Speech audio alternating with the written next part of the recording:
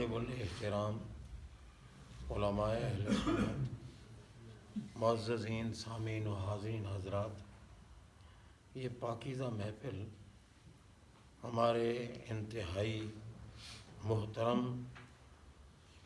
مکرم عاشق رسول محب اہل بیت و صحابہ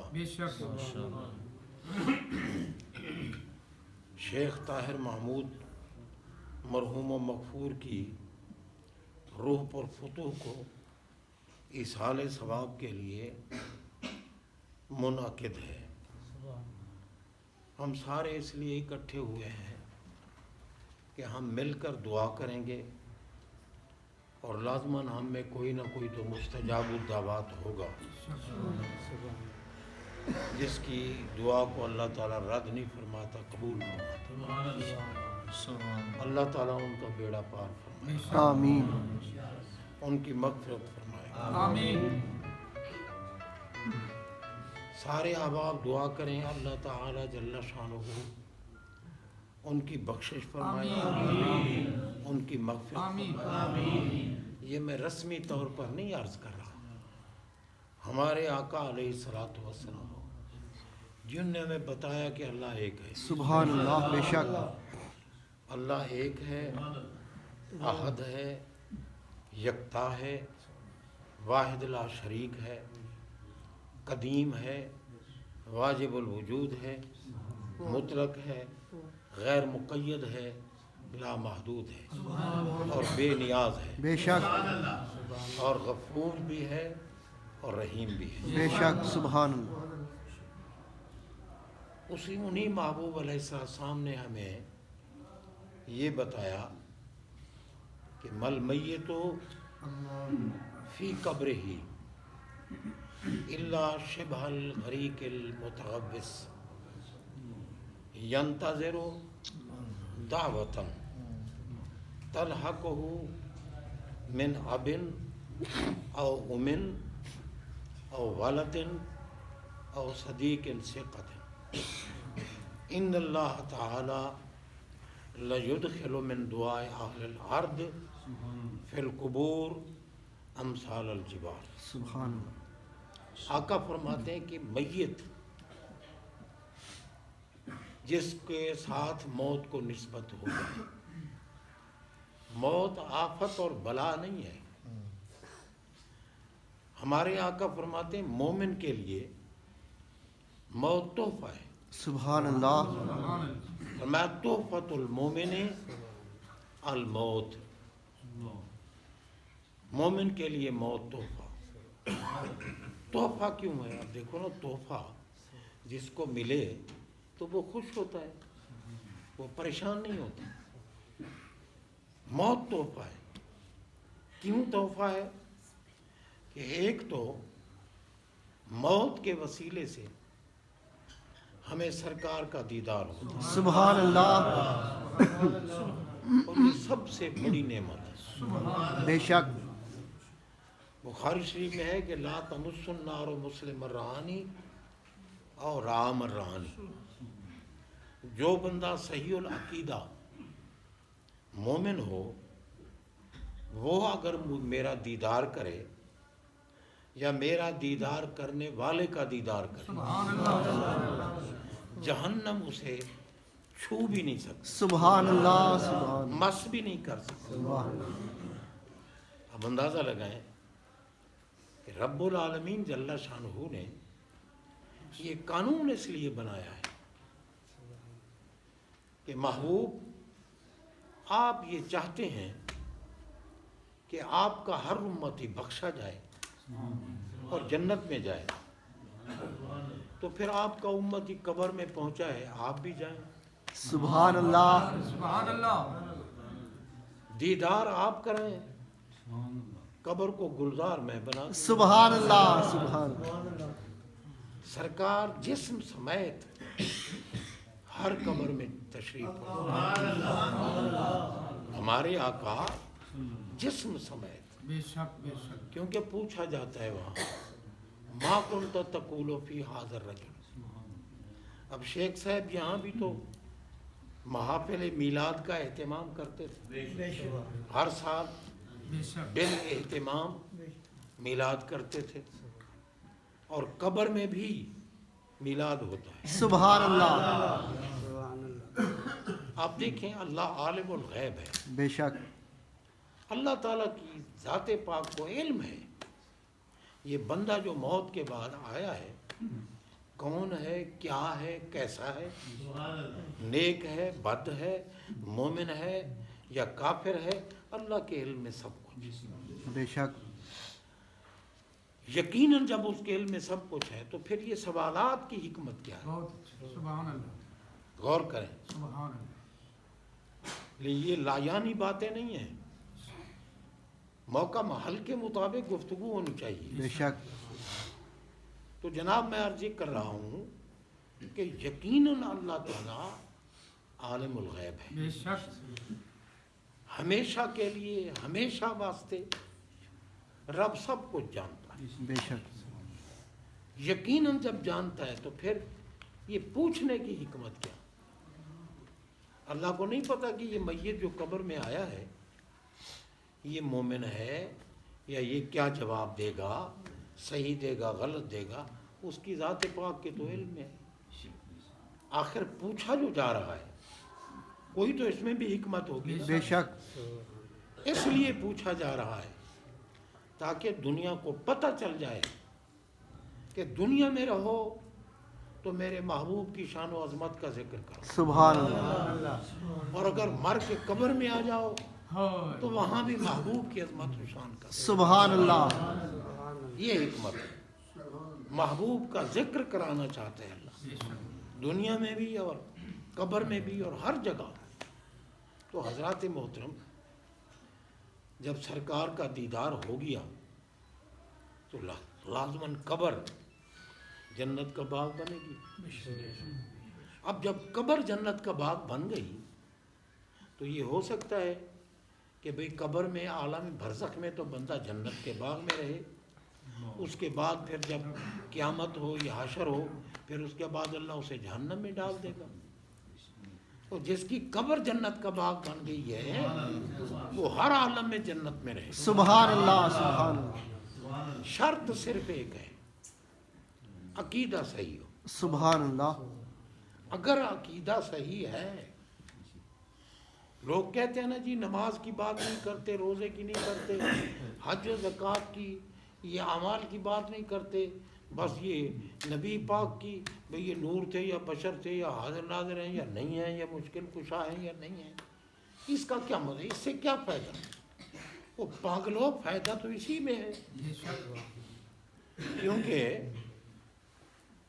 ایمان کا انحصار سرکار کی معرفت میں ہے۔ بے شک، جان لو کہ ہمارے آقا کیا ہے۔ بے شک، بے شک، اب جو لوگ کہتے ہیں بھی نبی کو پکارنا شرک ہے، نبی مشکل کشا نہیں، نبی حاجت روا نہیں، نبی کو علم غیب نہیں، یہ باتیں کرتے ہیں اس طرح، تو بتاؤ بھئی کلمہ میں ہم نے پڑھا ہے یا مانا بھی ہے مانا، کہ مانا محمد بھی ہے، رسول اللہ، صلی اللہ، مانا ہے نا، محمد الرسول اللہ، ہمارے آقا محمد بھی ہیں بے شک، اور اللہ کے رسول بھی ہے، اور جب قبر میں آئیں گے نا تو قبر والا بھی یہی کہے گا ھذا محمد الرسول اللہ، اور جو بد عقیدہ ہے، جو غیر مومن ہیں، وہ کہیں گے ہا لا ادری، افسوس ہم نہیں جانتے یہ کون ہے۔ مومن کہے گا ھذا محمد رسول اللہ۔ اب محمد کس کو کہتے ہیں یار؟ محمد تو کہتے ہی اس ذات کو ہیں جس میں کوئی عیب نہ ہو، بے شک، کوئی کمزوری نہ ہو، کوئی کمی نہ ہو۔ تو بتاؤ مشکل کشا نہ ہونا عیب ہے یا خوبی ہے؟ اے آپ کے ہاتھ میں فیصلہ، آپ بتائیں کہ کوئی کہے یہ مشکل کشا نہیں تو یہ عیب ہے یا یہ کمال ہے؟ عیب ہے، عیب ہے نا۔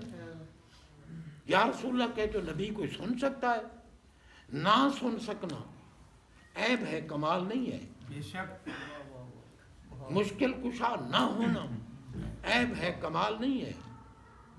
بے اختیار ہونا عیب ہے، کمال نہیں ہے. تو نامراد جب تو محبوب میں ساری عیب ہی نکال رہا ہے تو پھر تو نے محمد کیا مانا؟ محمد تو کہتے ہی اس ذات کو ہیں جس میں عیب نہ ہو. الذی یحمد حمدن بعد حمدن، حمدن بعد حمدن، حمدن بعد حمدن، جن کی بار بار بار بار ہمیشہ تعریف کی جائے. سبحان اللہ. اور ان کو محمد دنیا والے کسی بندے نے تو نہیں بنایا نا. ان کو تو محمد رب نے بنایا. بے شک سبحان اللہ. اور کب سے بنایا ہے؟ جب کب نہیں تھا. واہ واہ واہ. سبحان اللہ سبحان اللہ. کب نہیں تھا، تعین نہیں تھا، تشخص نہیں تھا. محبوب تو محمد تھے. دیکھو نا حضرت آدم علیہ السلام ہم سب کے والد ہیں، ہم سب کے ابا ہیں، بابا ہیں. انہوں نے بھی اللہ کی بارگاہ میں یہی عرض کی تھی کہ اللہم انی اسألک بحق محمد صلی اللہ علیہ وسلم ان تغفر لی. یا اللہ میں تیری بارگاہ میں محمد صلی اللہ علیہ وسلم کا وسیلہ پیش کرتا ہوں، مجھ پر رحمت کا دروازہ کھول. سبحان اللہ. تو رب نے فرمایا کیفا عرفت محمد یا آدم، آدم تو نے محمد کو کیسے پہچان لیا؟ سبحان اللہ. ابھی تو وہ دنیا میں آئے نہیں، ظاہر ہوئے نہیں. عرض کی یا اللہ جب تو نے میرے جسم میں روح ڈالی نا اور میری آنکھ کھلی تو وہ عرش پر پہنچی.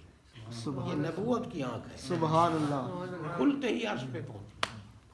اگر مقتدیوں کی نگاہ کا یہ عالم ہے تو ہمارے آقا تو امام ہے. سبحان اللہ سبحان اللہ. امام کی نگاہ کا کیا عالم ہے؟ امام کی نگاہ کا عالم یہ ہے کہ کوئی بھی ایسا نہیں ہے جس نے رب کو دیکھا ہو. واہ. ہمارے آقا ہیں جن نے اپنے سر کی آنکھوں سے رب کو دیکھا. سبحان اللہ سبحان اللہ. اسی لیے افضل ہے وہ سب سے اور خاتم النبیین ہے. کیونکہ جب عینی شاہد آ جائے تو پھر کسی شہادت کی ضرورت نہیں رہتی. سبحان اللہ.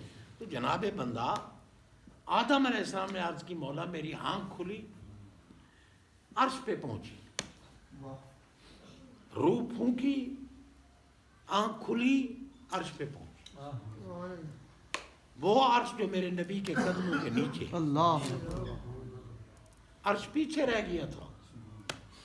اعلیٰ حضرت عظیم البرکت امام اہل سنت مجدد دین و ملت الشاہ احمد رضا خان فاضل محدث بریلوی رحمت اللہ تعالیٰ فرماتے ہیں نا سر عرش پر ہے تیری گزر. گزر. واہ. سر عرش پر ہے تیری گزر، دل فرش پر ہے تیری نظر. عرش سے آگے جا رہے ہو کیونکہ گزر جہاں سے ہو نا وہ جگہ پیچھے رہ، جہاں سے گزر ہو. عرش پیچھے رہ گیا، سرکار آگے. یہ پیچھے آگے میں کہہ رہا ہوں کیونکہ نہ کہوں تو کیسے بات کروں، ورنہ وہاں نہ پیچھے کی بات تھی نہ آگے کی بات تھی، نہ اوپر نہ نیچے، نہ ادھر نہ ادھر، نہ جدھر نہ کدھر، نہ عین نہ متا نہ کیف نہ الہ. جہاں کوئی تعین تشخص نہیں. سراغ عین و متا کہاں تھا؟ اعلیٰ حضرت فرمائے سراغ عین و متا کہاں تھا، نشان کیف و الہ کہاں تھا. نہ کوئی ساتھی نہ کوئی راہی، نہ سنگ منزل نہ مرحلے. تو بھائی آدم علیہ السلام عرض کرتے ہیں مولا جب میں نے دیکھا نا عرش کو تو کانا کوتبہ علی ساق العرش لا الہ الا اللہ محمد رسول اللہ. تو میں نے دیکھا عرش پر لکھا ہوا تھا یہی لا الہ الا اللہ محمد رسول اللہ. تو میں نے دیکھا، اب دیکھو نبوت کی آنکھ کھلی، عرش پر بھی پہنچی، لکھا ہوا بھی پڑھ لیا. واہ. اور پھر دیکھو سمجھ بھی رہے ہیں کیا. میں نے دیکھا نا کہ اللہ اور محمد اکٹھا لکھا ہوا. سبحان اللہ سبحان اللہ. دیکھو نا انداز کلمے کا، لا الہ الا اللہ محمد رسول اللہ، اللہ محمد اکٹھا لکھا. تو جب میں نے دیکھا کہ بھئی اللہ نے اپنے اسم پاک کے ساتھ یہ اسم لکھا ہے، لازماً یہ اللہ کا کوئی حبیب ہی ہوگا، کوئی محبوب ہوگا، تو اس لیے تیری بارگاہ میں ان کا وسیلہ ہے۔ رب نے فرمایا لولا ہو لما خلق تو اللہ اکبر، جن کا اس میں گرامی تو نے میرے نام کے ساتھ آدم پڑھا ہے نا، اگر وہ نہ ہوتے میں تمہیں پیدا ہی نہ کرتا۔ سبحان اللہ، واہ واہ واہ، نعرہ تکبیر، اللہ اکبر، رسالہ، یا رسول اللہ، حیدری، یا علی، عظمت و شان مصطفیٰ، زندہ باد۔ بس لمبی بات نہ کروں، میں عرض یہ کر رہا ہوں کہ بھائی عقیدہ اگر صحیح ہے، سب سے پہلی شے ہے عقیدہ۔ اللہ کے کسی بندے کی شان میں گستاخی نہیں کرنی چاہیے، بے شک، گستاخ کا بیڑا پار نہیں ہوتا۔ جو کہے کہ حسین کو رونے والے کمینے ہیں، اس کا بیڑا پار نہیں ہوتا، بے شک، کیونکہ حسین تو میرے آقا کے محبوب ہیں۔ بے شک، وہ تو ان کو اٹھا کر کندھوں پہ بٹھاتے تھے، سینے سے لگاتے تھے، اور نبی پاک خود حسین پاک کے لیے روئے ہیں، اللہ، خود روئے ہیں۔ حضرت ام الفضل فرماتی ہیں نا کہ حسین پاک جب ولادت ہوئی اور آپ گود میں لے کے بیٹھے تھے تو آپ کی پاک آنکھوں سے آنسو بہنے لگے۔ فرماتی میں حیران ہو گئی کہ اتنا حسن و جمال کا پیکر بیٹا جس کے جسم سے نور نکل رہا ہے، تو یہ گود میں لے کے بیٹھے ہیں، آنسو کیسے؟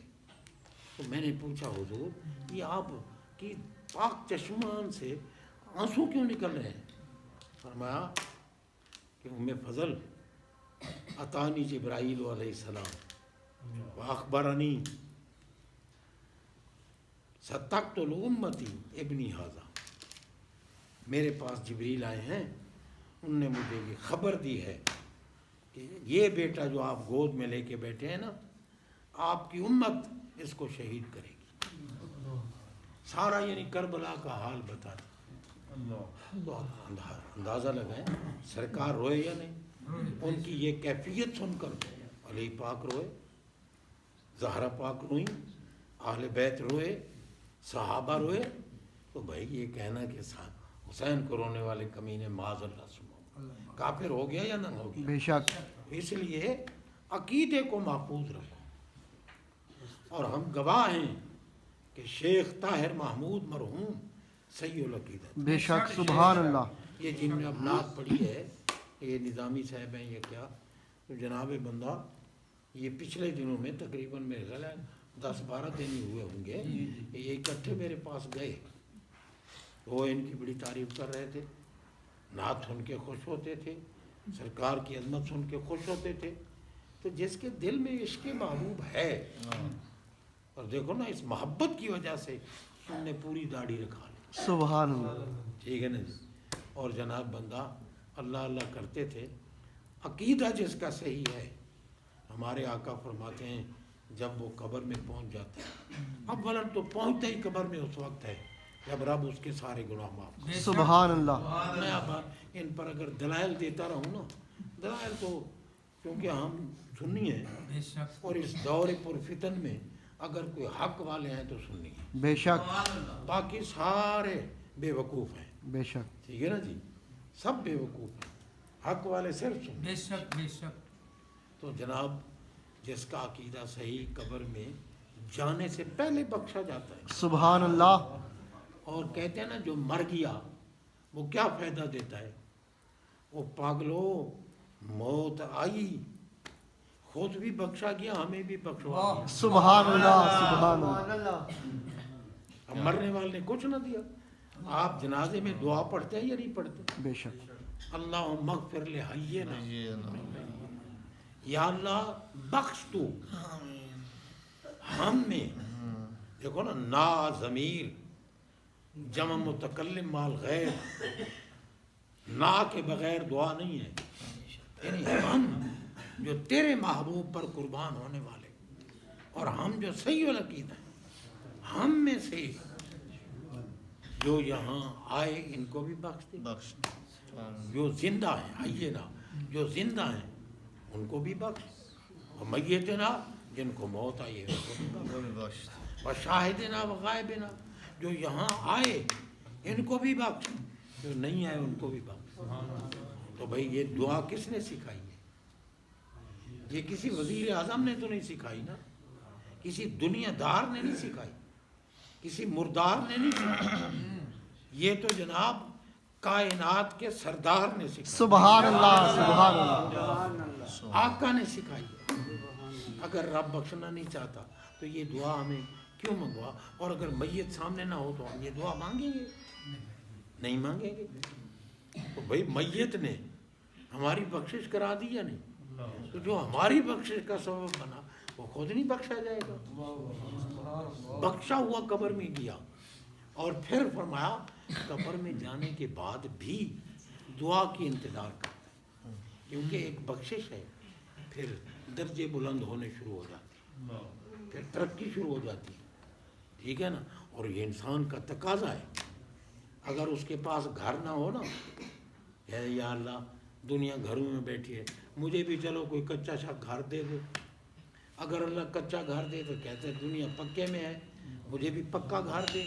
اور مانگتے مانگتے جب کوٹھی مل جائے، اللہ کرے دماغ صحیح رہ جائے، آمین۔ اللہ کرے۔ یہ دولت جو ہے بری چیز نہیں ہے، دولت سے ہی زکوٰۃ کا ثواب ملتا ہے، دولت سے ہی حج ہوتی ہے، دولت سے کئی نیکیاں ہوتی ہیں، مگر جس کا دماغ ٹھکانے رہے۔ کچھ ایسے لوگ بھی ہیں کہ جب وہ بھوکے کھوتے کی طرح رچ جاتے ہیں تو پھر ہینگنا شروع کر دیتے ہیں۔ بے شک۔ تو جناب بندہ، اس لیے قبر میں جانے کے بعد بندہ دعا کی انتظار کرتا ہے، ینتظر ہو، انتظار کرتا ہے۔ اب انتظار کرنا زندہ کا کام ہے یا مردہ؟ زندہ۔ تو قبر میں مردہ ہے تو پھر انتظار کون کر رہا ہے؟ غور کیجئے، قبر میں زندہ ہے تو انتظار کرتا ہے نا۔ ہمارے آقا نے فرمایا ینتظر دعوت، دعا کی انتظار کرتا ہے۔ تلحقہ من ابن او امن او والد او صدیق سکن، اس کا والد دعا مانگے، اس کی والدہ مانگے، اس کی اولاد دعا مانگے، اس کے احباب دعا مانگے، یہ دعا اس کے پاس پہنچی۔ اچھا، پہنچنے کے بعد پھر کیا ملتا ہے؟ فرمایا تلحقہ، یہ لاحق ہوتی ہے۔ پھر ان اللہ تعالی لا یدخل من دعاء اہل الارض فی القبور، زمین والوں کی دعا کے بدلے اللہ قبر والے کی قبر میں رحمتوں کے پہاڑ داخل۔ سبحان اللہ سبحان اللہ۔ اب بتاؤ، جہاں رحمت آ گئی وہاں زحمت بھی ہوگی۔ رحمت آ گئی تو بخشش ہو گئی، قبر منور ہو گئی۔ اس لیے ہم اکٹھے ہوتے ہیں تاکہ دعا مانگیں، اور جو ہمارے بھائی، ہمارے دوست، ہمارے محسن جو قرب ہم سے جدا ہو گئے، دکھ ہوتا ہے ظاہری جدائی کا، لیکن بابا موت تحفہ ہے۔ بس یہ دعا کرو کہ اس دور پر فتن میں، یہ فتنوں کا دور ہے، فتنوں کا۔ اعلیٰ حضرت فرماتے ہیں ذیابن فی ثیابن، لب پہ کلمہ دل میں گستاخی۔ فرمایا ہیں بھیڑیے، ذیابن ذیب کی جمع ہے، ہیں بھیڑیے فی ثیابن، انسان کے لباس میں پھر بس اپنے ایمان اور عقیدے کا خیال رکھیں، صحیح عقیدے کے ساتھ تعلق رکھیں، تاکہ جب ہم مریں دنیا بے شک روتی رہے، ہم مسکراتے۔ سبحان اللہ۔ علامہ اقبال نے کہا ہے نا، نشان مرد مومن بات و گویم، جو مر گئے تبسم بر لبے ہو، کہ مومن وہ ہے جب اسے موت ہے تو مسکرا رہا ہو۔ کیوں؟ کہ بے محبوب کا دیدار ہونا ہے، سبحان اللہ۔ مسکرائے کیوں؟ اللہ تعالیٰ، کیونکہ میں اب ان کی اس کی تشریحات میں چلا جاؤں نا، یہ بڑا لمبا کام ہے۔ اللہ ان کی مغفرت فرمائے، ان کی بخشش فرمائے، اور اللہ تعالیٰ کی ذات پاک انہیں قبر میں راحت عطا فرمائے، اور ان کے صدقے اللہ ہمیں صحیح عقیدے پہ استقامت دے، اور ہمارا خاتمہ بھی ایمان پر ہو، تاکہ ہمارے جنازے بھی پڑھے جائیں، اور دعائے مغفرت بھی کی جائے، اور اصحال ثواب بھی کی جائے۔ اللہ تعالیٰ ان کے پسماندگان کو بھی صبر عطا فرمائے۔ آخر دعوانا